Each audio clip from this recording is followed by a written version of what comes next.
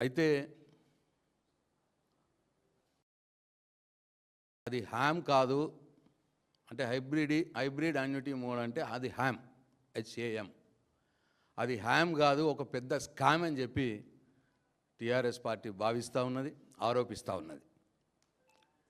This is not a ham, this is a scam.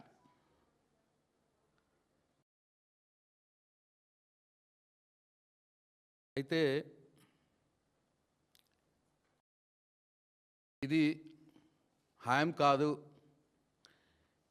8,000 కోట్ల రూపాయల scam అని చెప్పి నేను తెలంగాణ రాష్ట్ర ప్రజలకు మనవి చేస్తూ ఉన్నాను. 8,000 కోట్ల రూపాయల స్కామ్ ఇది. రోడ్లు బాగు చేసే ముసుగులో 8,000 కోట్ల దోపిడీ చేసేందుకు రంగం సిద్ధమైంది.